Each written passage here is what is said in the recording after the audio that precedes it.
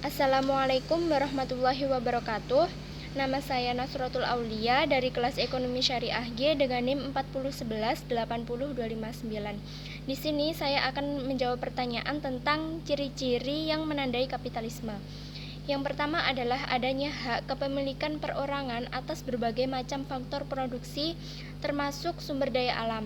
Yang kedua, pihak swasta memiliki kebebasan sendiri untuk mempunyai alat produksi dan aktivitas seperti gedung, mesin, dan juga bahan baku.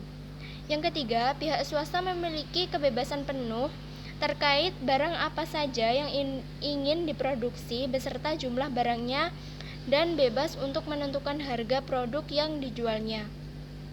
Kemudian dalam sistem ekonomi kapitalisme, setiap individu memiliki kebebasan dalam bersaing dengan menggunakan berbagai metode untuk mendapatkan keuntungan yang maksimal.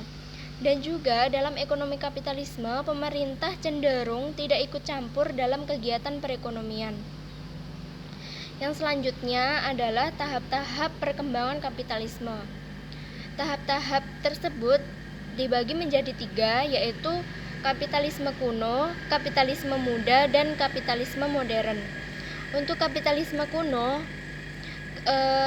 dalam masa tersebut seseorang atau kelompok kapitalis hanya bertindak sebagai pedagang antara produsen dan konsumen.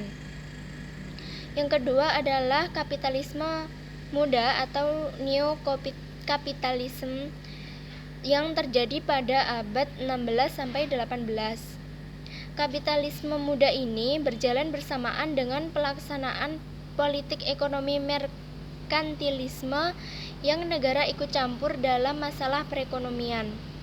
Kemudian kapitalisme modern terjadi pada abad 18 sampai dengan 20. Di dalam era kapitalisme modern, seorang kapitalis merupakan produsen atau pembuat barang-barang, pedagang, dan distributor. Kemudian soal yang ketiga yaitu mengenai sikap kelompok neoliberalisme, reformis, dan radikal dalam menyikapi globalisasi dan kapitalisme. Untuk kelompok neoliberalisme, mereka menyikapi yang pertama, globalisasi perlu dibimbing dengan kekuatan pasar dan otoritas publik hanya perlu memfasilitasi dan bukan ikut campur dalam dinamika tersebut. Kemudian yang kedua, perlu menghapuskan pembatasan yang diberlakukan negara baik di bidang keuangan maupun jasa dan modal. Yang ketiga, perlu dikembangkan privatisasi langsung. Kemudian sikap dari kelompok reformisme yang pertama adalah kapitalisme memerlukan kebijakan publik global yang dirancang dan dilaksanakan dengan cermat.